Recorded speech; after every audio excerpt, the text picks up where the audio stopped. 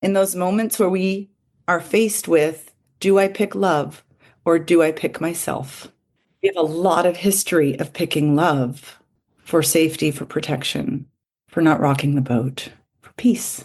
And so much of your work, and in a way, so much of my work is not to be like, here's what you do in that moment, but to be like, here's some tools and here's some courage and here's how you find your allies and here's how you do what you can so that when those moments arise, you have a shot at picking you. Welcome to the Divorce Survival Guide podcast, where we have open and honest conversations about co-parenting, separation, divorce, and the hardest question of all, should you stay or should you go? I'm Kate Anthony, your Divorce Survival Guide, and I'm here to help you navigate some of the roughest waters you've ever swum in and answer some of your toughest questions. I've been to hell and back. And now it's my mission in life to help you get to the other side of this process with your sanity and your heart intact. Hey everyone, welcome back. All right, before we get into today's amazing episode, I want to just remind you all that Phoenix Rising is continuing to enroll new members. We've had a bunch of new people come in at the beginning of the year. This is sort of the time when people are like, okay, here we go. I'm done with this marriage. The holidays are over. Now what? And so if that's you right now, I want to invite you to join Phoenix Rising. This is my group coaching program for women going through divorce. And it is an amazing, beautiful place where women gather and discuss strategy and the emotional fallout and their kids and all of the things led by me, very closely led by me. And you can find more information at kateanthony.com/decided because you have now made the decision and you are looking to move on. So that's where it's at, kateanthony.com/decided. Read all about Phoenix Rising and come and join us. I'd love to have you there. All right. So today's episode is Permission to Speak with my dear friend, Samara Bay. She is here today to reframe how we think about our voices and the power that we carry. Samara's work is for anyone who's ever been told to sound different, speak softer, or conform to fit in. So in this conversation, we explore how the way we speak shapes not just how others perceive us, but how we see ourselves. So I could talk on and on about how much I love Samara Bay. And if you were at my book reading in LA, back in, I don't know, a year ago or so, we had a book reading on my book tour at Vroman's bookstore in Pasadena last year. And Samara was my host. She sort of did the interview and led the conversation, and she was just amazing. She's amazing at everything she does. So listen up. Here is my conversation with Samara Bay. Samara, oh my God, I'm so happy to talk to you about your book. You were so amazing in being the host for my LA book launch. What do we call that? Book signing event, whatever. I don't know, book event. And you hosted it and it was the best because of you. Because of me. I believe it was the best because of you. And perhaps I helped to frame you. But no, I thought it was really great too. And it was so juicy that the vibe of something about divorce was both as heavy as that topic needs to be and also as light as it sometimes can be and like also needs to be in a different way so that we don't go crazy. Yeah. Yeah, it was amazing. So I'm really excited to be hosting you now, talking about your book, which came out long before my book, but whatever. Eons ago. Eons ago. So I don't know. I kind of want to start off with like a little bit of your background, just because I think it's really the way that you got to what you do is so fascinating. Certainly to me as an actor, having also been a dialect coach, also having gone through like oh yeah, you didn't know that about me? No. Oh yeah. Okay. So, but anyway, I digress. I think that your path to what you do now is really interesting. So will you sort of give us like a brief rundown of your path to permission? I was just talking about this to somebody, obviously any of us can sort of drop into any point in our life and be like, here's when it started. Yeah. Nor am I going to give you all listening like a chronological, it all began when I was 10. But when I was 10, my parents took me to this local Shakespeare festival. I grew up in Northern California, Santa Cruz, little hippie town in the Redwoods. And this beautiful Shakespeare festival like emerged out of the fog every summer. And they'd have actors in from New York and San Francisco and beautiful modern production, super contemporary Blondie music. It's how I was introduced to Blondie. And when I was 10, I had this like real out of body experience, or maybe like deeply in body experience, that I still remember the feeling of sitting in that audience, watching those actors be so real and feeling everybody breathing as one. And I remember thinking, that's what I want to do with my life. And I have literally spent the next 30 years being like, what does the word that in that sentence mean? Right. Because at first, obvious for so many of us, and maybe in Hollywood, but for so many of us who see theater and are inspired, our first thought, of course, is acting because it's the most visible. And then maybe we end up doing something behind the scenes, etc. But really, I have now realized that it's even bigger. It's all the world's a stage version of that. It's what is it for an audience to breathe together as one? What is it for something on a stage to create change? Yeah, I got an MFA in acting. I was pretty dead set, and it turned into dialect coaching as a side gig, and then dialect coaching as a full-time gig, first in New York and then in LA. I had this amazing experience coaching many, many movie stars. As I like to say, I've coached a lot of movie stars on where to put their tongues. And it's accurate. But it was never the full story even then. There was always these sort of safe spaces I would create in their trailers, at their dining room tables in advance, where we weren't just going over the text and we weren't just going over vowels and consonants, right? We were going over this sort of weird spiritual connection or disconnection many of us have with how we sound and how we get treated because of how we sound. And if English was their second language, that was very obvious. If it wasn't, it turned out there'd be these sort of layers underneath. And then there was a more literal application, which is that a bunch of my clients started asking me to coach them when they would like have a UN speech or give an award at a ceremony. Here they were now meant to be themselves. Right.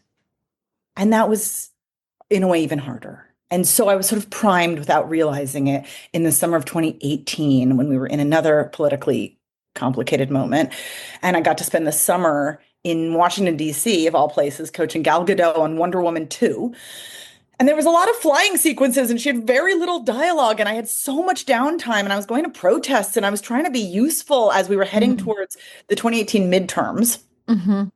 And I got this call out of the blue from moveon.org, which is one of these amazing organizations that finds good candidates and then gives them either resources like money or resources like training.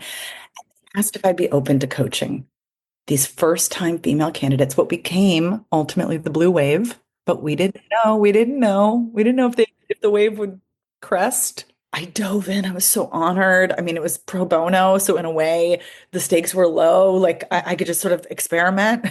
Right. You're talking off air, fuck around and find out, right? And what I found out was that every single one of these women was exactly who we wanted to have lead us, and that every single one of them had serious challenges translating their magnificence to the microphone when they had to deliver their stump speech, when they had to think about themselves sort of at scale. And from there, I realized I was really onto something and kind of calling bullshit on certain aspects of how public speaking or how the sound of leadership has been given to all of us. And I ended up pitching a podcast and then a book. And here we are. And what did you find? I mean, obviously distilled, right? That we have this idea or this mandate for how women in leadership are supposed to sound. I always go back to Margaret Thatcher, who many people I think don't know at this point that was not her real voice. That she actually had a much higher voice, right? She went to the National Theater and hired a voice person. Yeah. Yeah. Who did she work with? She worked with Patsy? No, I have no Who idea. did she? I have no idea. Well, it was Interesting. back in the, Yeah, Patsy wouldn't have before done my that to her. time. But yeah, Patsy wouldn't have done that to her. But there's a way that female leaders are meant to sound, right? And it's deep and resonant and powerful, whatever. And as masculine as possible. As masculine as possible. Right. While still somehow, quote unquote, being themselves. I know, look, and for anyone listening who's ever tried to put on a lower voice, I'm raising my own hand. It is what I would lovingly offer a short-term fix. You're reading the room you're in, likely accurately. You know how, as I call it, generous the ears are in whatever room you're in, particularly, rooms of power, rooms where you are trying to get more power or at least get taken seriously. And sometimes we lower our voice. We try to stop saying like, we try to be unemotional, right? There's a sort of obvious list. In fact, if you Google how to sound more authoritative, which clearly people have done because Google has a little pat answer for you, it's Right. 5 things. They all are exactly what I just said. It's exactly what any of us could guess. Go down at the end of your sentences instead of up. Because God forbid anything be open for debate. No, down. That's down. right. That's right. It's a statement. It is not a question. Right. In fact, one of them is to speak with a lot of emphasis. We can all just interpret whatever that is, but right? So we all know the story, whether we've Googled it or not. And then the question is, what do we do? Right.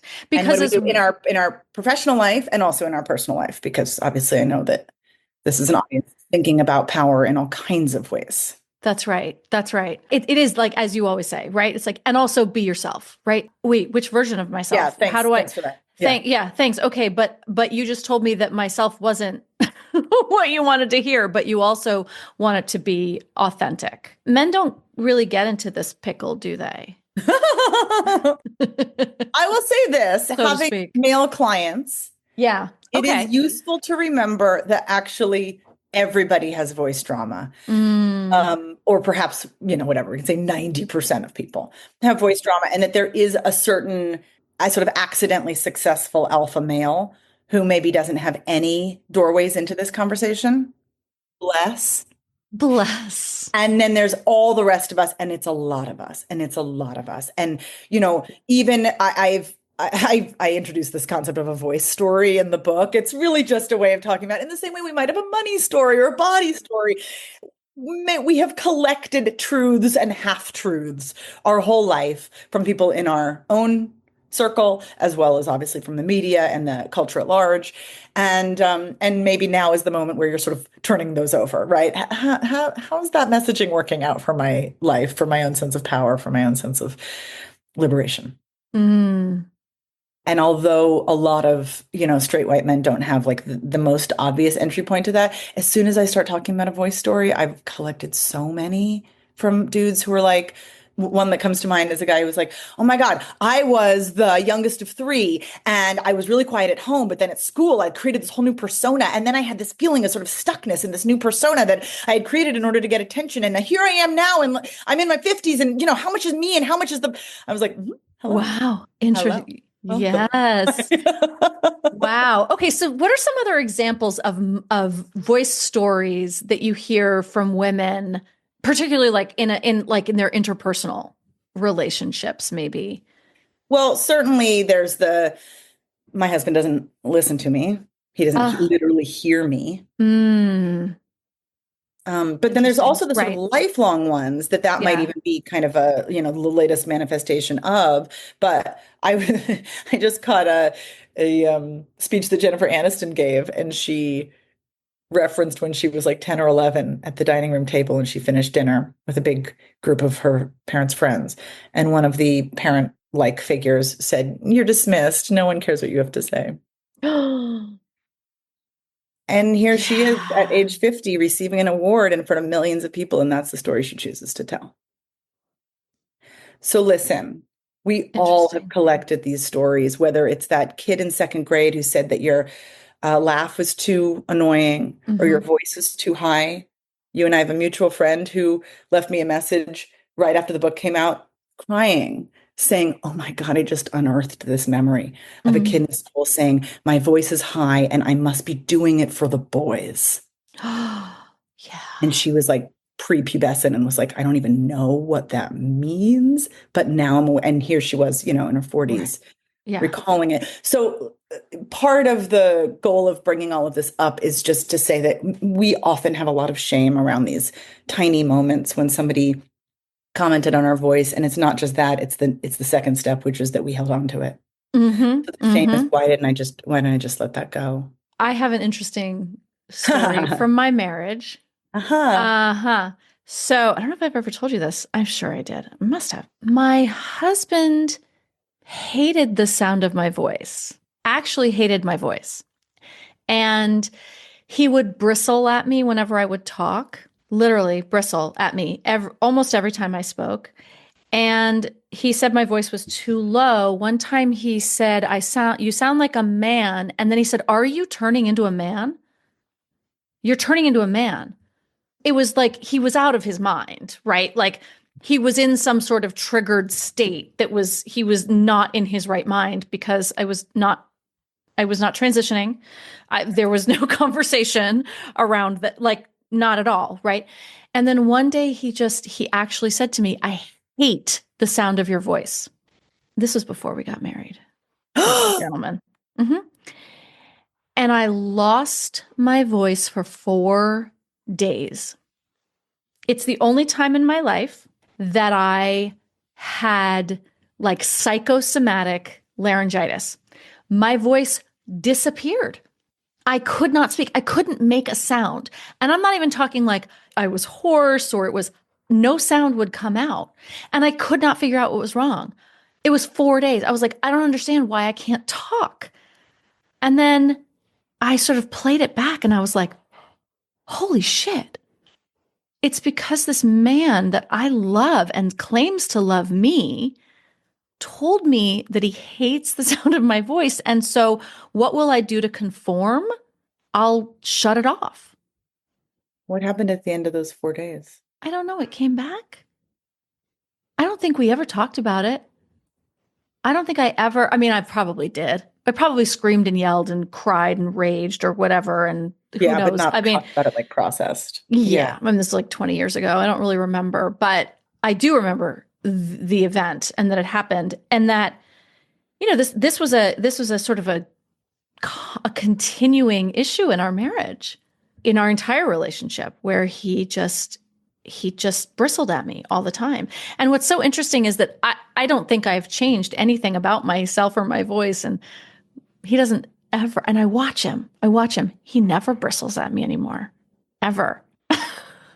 The sound of my voice is just fine. Well, yeah, it doesn't have as much of an implication for him, obviously. Well, obviously, right? He's not right. Exactly. And listen, and what we're talking about is power. I mean, to name that there's a few threads inside of any conversation about voice, and I specifically want to be really literal about voice because that word gets used so much in a cliche, sort of find your voice way, that it's hard to actually remember. We're talking about the sounds coming out of our mouth and the way they hit other people's ears and how they perceive us as a result and treat us as a result.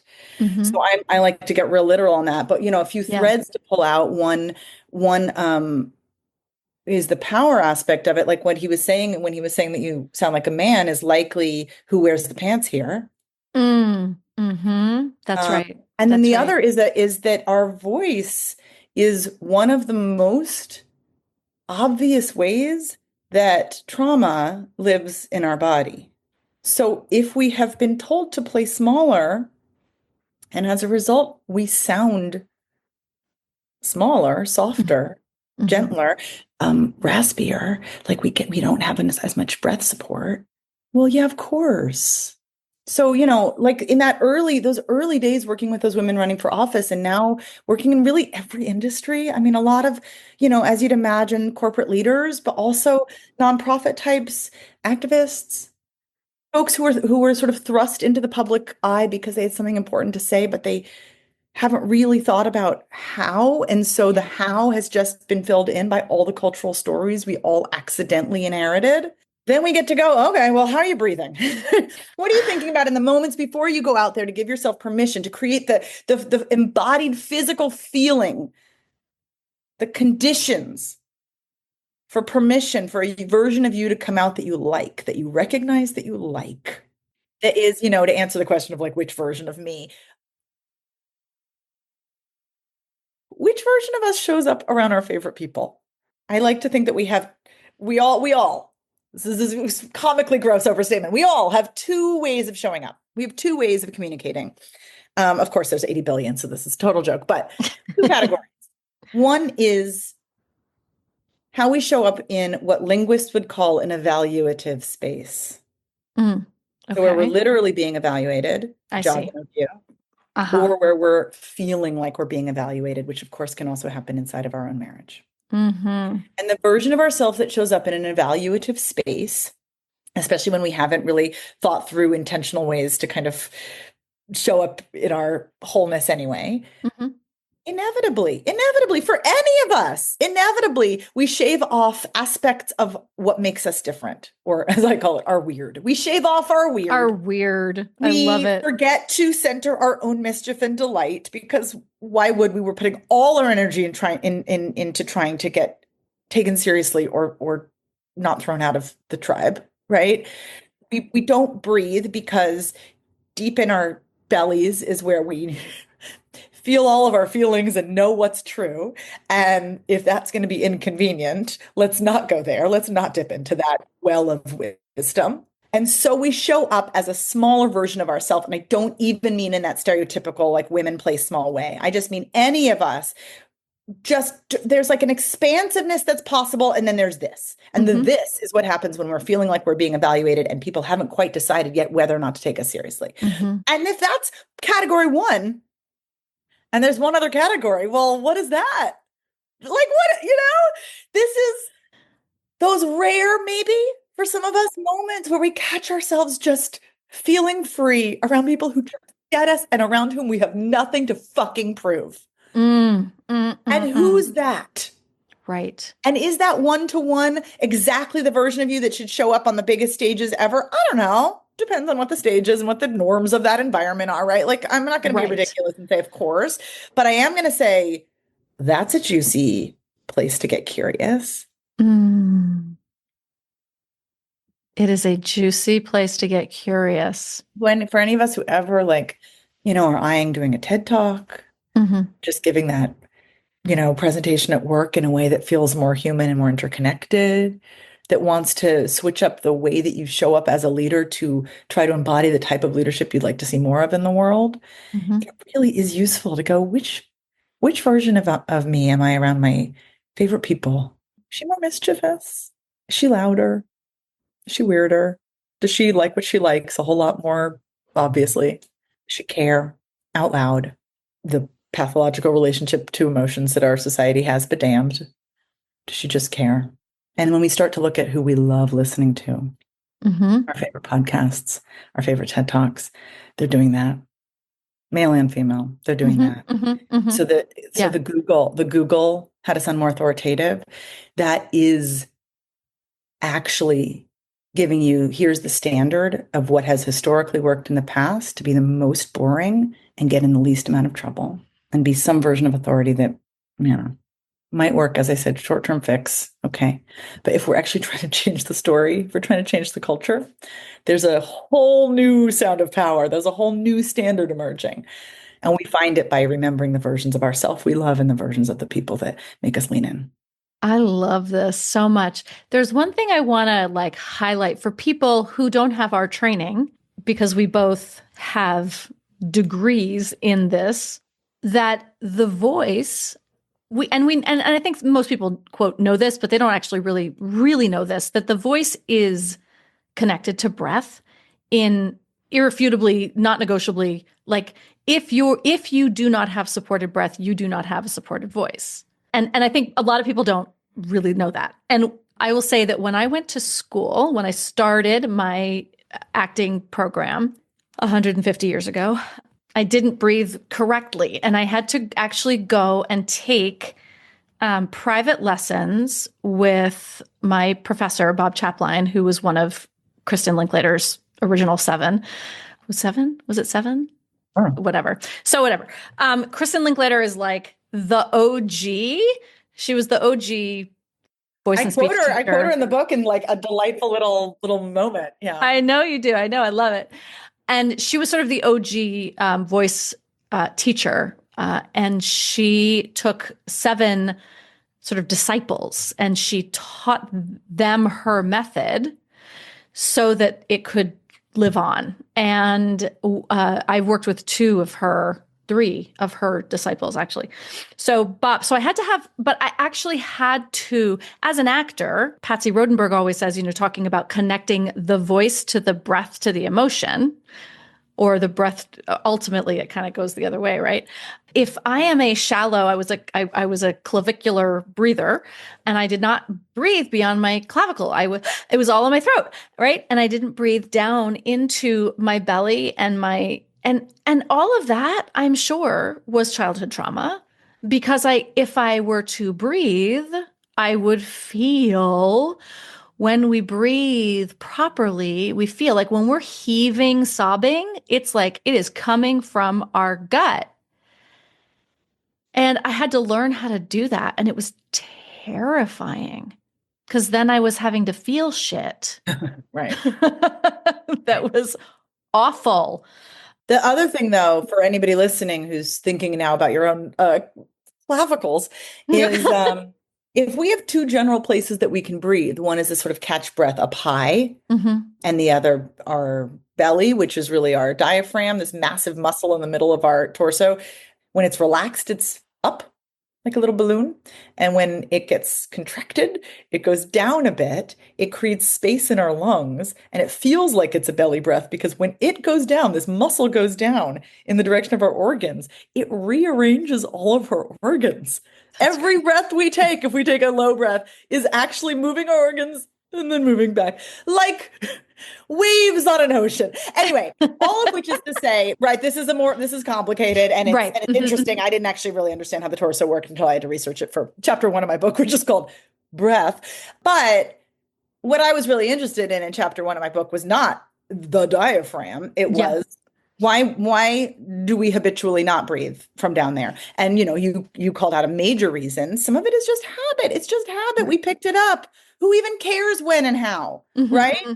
That's right. But the other part of it is also for many of us who are women, we are aware that, as I lovingly call it, suck-in culture exists, right? We want to be as little as we can possibly be in the middles of our body. So why breathe down there? Then we're going to rearrange all of our fucking organs, for God's sake, right? That's not that convenient. The button on this is, but if we are breathing habitually from up high, that is the same as a panic breath. That's right. And of course we get by.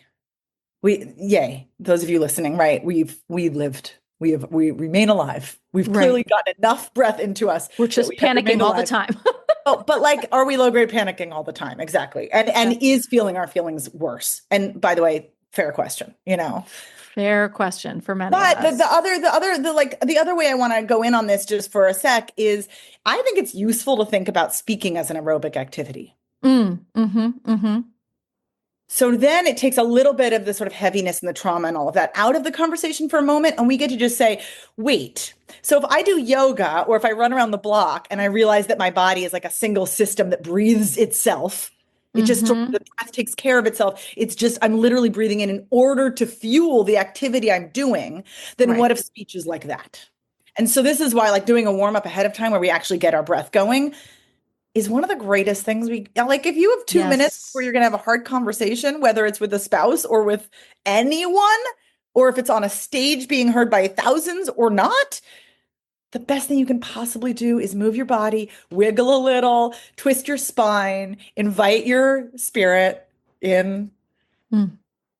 Yeah. And, these are the kinds of things that theater people just have a little bit more easy access to because we have been persuaded over many years that level of silliness is actually serious as fuck. That's right. And we feel, I remember, I remember I was dating a lawyer when I was in school, when I was in college and starting, and I was like, and they were just talking about the exhaustion, like it was like first year after law school kind of thing, talking about the exhaustion. And I can't remember why. I was like, oh, you need to do this thing. It's called a flop out. And flop out is like if you roll down, like touch your toes, and then you just literally like throw your body out, right? And you just sort of undulate in a folded over stance, right? Which is Can you imagine a bunch of attorneys doing this in their office? I was like, no, you should totally do this in the middle of your office. It'll help you so much. And I was 100% right, but also they were never gonna. They were never gonna. I mean, welcome to my career. I know it's That's so right. funny to That's be right. like, y'all, you read books on how to optimize peak And performance like an Olympian, but you're not going to bend over for 2 minutes because you feel silly. that's right. Interesting. Interesting to find out where your growth edge is. They're so lucky to have you. They're so lucky to. It's true. It's true, right? All of this crazy shit. This is why, by the way, almost all internal coaching, performance, people that come in and do like interpersonal communication, like classes or whatever, it's all actors, y'all. They're all actors. I did it for years. I taught interpersonal communication and all sorts of things and emotional intelligence and all of the things at the corporate level, at, mega banks. We were all actors, every last one of us. And I just really want to underline, it just isn't that you have to have had Linklater training. It's that when you are an actor, you have been exposed to how much the silly is serious. That's right. That's right. How much it works. How much it works. It's just evidence-based, dude. It's true. And look, it's not always appropriate to have your emotions, I think it's always appropriate to have them accessible, but it's not always appropriate to let them fly out. And that's not what we're talking about here. But if we want to be, quote, in our power, this is what it takes, right? It is not the putting on of the thing like we've been taught it to be. It is the accessing of the thing. That we already possess. Yeah. Well, and also this is why, just because I don't want us to feel like we're pretzeling ourselves. This is why often I find it useful to talk about this stuff specifically in terms of our opportunities to speak. And maybe it's a quiet conversation with, somebody in our intimate circle who needs to finally hear something. But maybe it's in a larger context of work or of, the work that's close to your heart. And obviously, because I got into this from working with women running for office, I'm really interested in those moments where it's not just the interpersonal dynamics of like office life is hard and navigating that toxic personality is hard, blah, blah, blah, right? That stuff is so real. And there's so many books out there. I'm really planting my flag at this other place, which is that when we get the chance to speak about what matters to us, to speak on our own convictions in a way that if our moms were allowed to in their society, bless, but our grandmothers weren't. And their mothers weren't.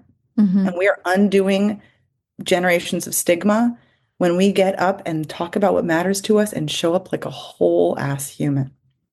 And that's when these habits of playing small and of not breathing enough, et cetera, that's when we get to go, okay, what kind of a warm-up might I do to really invite myself in that moment? Because those are those moments, not just undoing stigma. We're not just doing it as a gift for our ancestors, but we're doing it as a gift for ourselves and for our descendants. This is actually legacy work.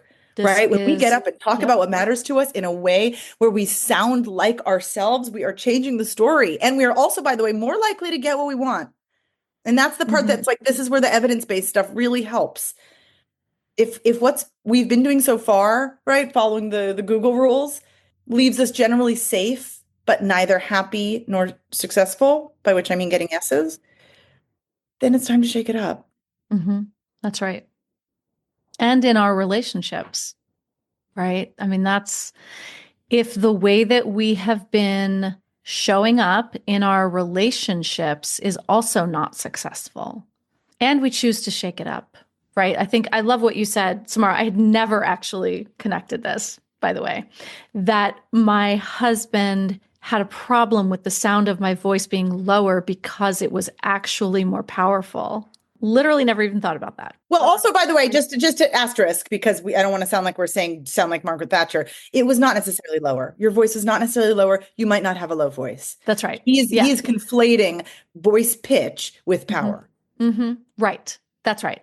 Well, I have a whole, just for those of you listening, I have a whole chapter on pitch. So if this does feel like we're saying, sound low, but don't sound low, I really, really work it out in that chapter. And I think help all of us, myself included, see that there are some intrinsic paradoxes. For example, Yes, telling an entire generation, multiple generations of women to sound lower like Margaret Thatcher in order to get taken seriously sucks. that's It right. led to me having my own vocal drama and going on voice rest for over a month and like, having a kind of a ego crisis in my 20s. So do not recommend 0 out of 10. Yes. And just because I love to complicate the narrative. And when any of us get out of a really good massage or Mm, really good shavasana at the end of a yoga class, our voice is lower. hmm. Yes. So I'm not saying lower equals bad or that higher equals bad. I'm saying a few things. One is that society has some false understanding about like what powerful people should sound like, and we're changing that. And Hmm. a high, perky voice might be the new sound of power, and I am here for it. But Hmm. I'm also saying that many of us, if we do go up a little bit higher, it's often because of adrenaline or because of learned behavior of being unintimidating. Mm. So sometimes that higher register is not actually like, yay, new sound of power. It's, I need a yoga class and my voice is going to drop. You have, and I don't know if it's in the pitch chapter. I think it probably is, right? All of these dichotomies about like, you talk about vocal fry and how, and you give great examples of when it's actually like completely powerful and makes all the points, even though like all we talk about is how vocal fry is absolutely awful and nobody should do it and blah blah blah blah blah. And then same thing with upward inflection, or right. And so all of these things, there's always a reason to or not to, right? And it's so how do we sort of parse that? Well, first, read Permission to Speak. Yes, read it. I mean, part of the goal of the book really is for you to own your own voice. And by that, I mean, it's not for me to say, do this and don't do this. Hmm. In fact, Hmm. the do Hmm. this and don't do this have gotten us into this mess. That's right. That's right. And if what we're really talking about is, as a metaphor, colonization, part of what colonization has done historically, besides the violence, is made the indigenous folks not trust their own stories and their own voice. And so if we are decolonizing here, what we're actually doing is not turning to someone else to say, how do I talk? Should I go up at the end? But to really go, how did I get the habits that I've gotten? Do they serve me? Do I like this version of me? Do I feel good when I talk in front of people about what matters to me? What if I did this instead? What if I thought of this instead? And it's like the small inner tweaks to how we talk to ourselves about how we talk to others that changes our life, that changes how we show up, and that changes if we get a yes. Then what? And then what? So besides reading Permission to Speak, I actually recommend that people listen to it. Oh, sure. Oh, I love that. Yeah. Yeah. I had the Because greatest time recording it. At the end, I'm going to totally you could admit to tell. this audience. At the end, I was like, should I just be an audiobook narrator? Should I read other Yes. people's things next? Yes, you should. You absolutely should. Because it's the most engaging audiobook you will ever listen to, because you get you doing what you're talking about throughout. And it's so, oh my God, it's infectious. I love it so much. Thank you. Yeah. But, and also, I'm kind of kidding. Like, obviously saying the answer to, how do you love your voice is read my book. I have to say that because I did write it for exactly that question. And there are other solutions. I mean, one of the things I love to offer to people is what I referenced earlier. Start noticing who you love listening to. Not because you're going to copy them, but because they are going to give you permission. And it's not about copying, right? It's like you hear who it is that you love listening to, and then you want to be like them. No, what is it that you love? It is their authenticity. It is their connection. But you can get even more specific, right? It's like, oh, I love that one swears. I love that sometimes they're like deep and can like talk like this. And sometimes they're like, Yeah, right. It's like, oh, I'm not learning from them how to do it. I'm learning from them what is possible, what is allowed, Right. Yes. what I am permitted to do in this society. And if I show up that way and someone says, you're not sounding right for the norms of our culture and I don't take you seriously anymore, you have two options. Now you get to either adapt back or name it.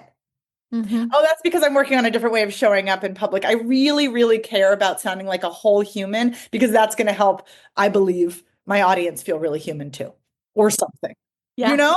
Right. Because Right. really what we're talking about when we talk about the list of standards that Google has packaged for us is biases. We are a culture that is biased toward blah, blah, blah, against blah, blah, blah, right? We can say what the against is. Women's voices, your Right. husband might have said at some point. We're biased against foreign accents. We're biased again, right? Like we can name these. It's a whole lot of white patriarchal bullshit. We know this. We know this. Mm-hmm. But so then the question is, if I'm going to show up with some of the markers of those identities anyway, that is an act of courage. And that is an act of activism. And is it safe in every room? No. This is not me saying do it anyway. This is me saying, but what if? But what if, and when you do, who do you get to connect with in a new, fresh way? And what might you move forward? And what story might you change for the rest of us? And let's sort of translate that, right, into how dangerous, uncomfortable, and empowering for our human relationships, for our difficult marriages, perhaps, or our, relationships with our parents, whatever it is, right? But in our interpersonal relationships, how many of us show up as our full, authentic, vibrant selves and are told your laugh is too loud, or, your voice is too high, or I don't like the sound of your voice, right? And what does that do to us? And how is it possible, or is it possible within the context of that relationship to begin to reclaim aspects of ourselves that have been deemed unacceptable? And in order to maintain this connection, I need to disconnect from that which is unacceptable here. But then I'm losing myself. Yeah, the entire chapter that the book ends on is about this idea of this amazing psychologist who was at Harvard and now at NYU in her 90s, named Carol Gilligan, who did these amazing seminal studies on girls in transition through puberty, pre and post, and discovered on a linguistic level when they would start to say, I don't know instead of I know. Wow. When the don'ts would come in. And she named that transition, which was inevitably around like age 10, 11, the quote unquote initiation into patriarchy. Wow. The idea that we would then not actually totally trust our own story that happened to us. And I don't know. Assuming that we all have some version of that as a foundational experience, then in those moments where we are faced with, do I pick love or do I pick myself? We have a lot of history of picking love for safety, for protection, for not rocking the boat, for peace. And so much of your work, and in a way, so much of my work, is not to be like, here's what you do in that moment, but to be like, here's some tools and here's some courage and here's how you find your allies. And here's how you do what you can so that when those moments arise, you have a shot at picking you. That's gorgeous. And then what? And then what? And then what? Right? Because the false dichotomy of love versus you, right, suggests that if you choose you lose love. You lose that shape of it. That version of it, right? Yeah, right. But we all know from our divorced friends, you find something else. Right. Or not, right? Or you find in the shape of a man or a woman or whatever, or just friendship. You find yourself. You find you love find in yourself. a completely different. Right. shape. That's right. That's right. This is the question I get asked all the time, but what if I'm alone forever? To which I respond, but what if you are? What if you are? Like, if you have chosen you, then like if it is a choice between love and you choose you've actually chosen the greatest love that there is. As Elphaba says, Mm-hmm. if this is love, it comes at far too high a cost. Yes. So, Samara, will you leave us? And you have a bunch of these in your book, Permission to Speak. And if you are listening, if you listen to it, you can actually, do these exercises along with Samara. But I'm wondering if you would take the audience through just one, you referenced in this conversation exercises that you can do. Will you take them through just one? My favorite, Mm-hmm. because I'm a real pragmatist, y'all. I'm a Mm-hmm. coach. So if it doesn't work, it doesn't matter. If you just have 30 seconds, maybe you have half an hour, whatever, but if you just have 30 seconds before you're going to have a really serious conversation, or you're going to finally say the thing, doesn't have to be serious, or you're going to get on that stage, or you're going to press go on that phone. Psychologists call this priming for power. I prefer priming for permission for obvious reasons. But here's my offer. Mm-hmm. Think in advance, so you've got a few of these at the ready, of a moment when someone really saw you. Mm. Maybe it was a friend, maybe it was a text, maybe it was a call, an email, you heard it through the grapevine, a hug. The form doesn't matter, but the feeling is someone you admire admiring you back and saying in no uncertain terms, your contribution mattered. Mm. And if your mind is blank right now, totally fair, right? It's okay. Love on yourself hard. Compassion, compassion, compassion. But begin to notice, ooh, there was that moment. There was that time. I'll never forget, right? Even though you maybe short-term forgot. Collect a few. And if you have 30 seconds before this high stakes moment, bring that memory to mind. You can close your eyes. You can put your hand on your heart. You can ground in any way that feels good for your body. Bring that memory to mind and let it kind of wiggle up your whole body. Breathe it in and invite yourself to remember the feeling. Mm-hmm. It is a way of getting expansive without necessarily doing the power posing things, which is fine as well. That's a little bit more outside in, and this is inside out. But in either way, the point is to prime yourself for permission by remembering when you have truly been seen in your power before. And I especially want to offer this if you have a history, anybody listening, of, as I like to call it, worst case scenarioizing before something. Mm-hmm. You know, the what if they do this? What if this happens? What if I fuck it up? That actually has a completely different chemical reaction in your body. Like on an MRI scan, you will see it. Then bringing to mind a beautiful, delicious, teeny little scruffy memory. So I offer that. Mm. It's one of those things, it's tiny but huge and can change a life. Yes. I love it. Samara, thank you so, so, so much. I'm so grateful for all of your wisdom. I love just listening to you talk, which is right. Like it's everything, right? I love listening to you talk. I love, I love having you in my orbit, in my world, in my neighborhood. So tell everyone where they can find you and your book. Well, I think you're going to be listening to this near the end of January. Happy January. Hope it's gone well. Oh God. I have a website that's launching about a week from when you hear this, permissioninc.co. Oh, good. And that'll be the new home for my business, which is a consulting practice where I really, go into all kinds of institutions and help folks become brilliant speakers, which, as you know from listening to this, is a spiritual practice as much as anything else. Mm-hmm. Mm-hmm.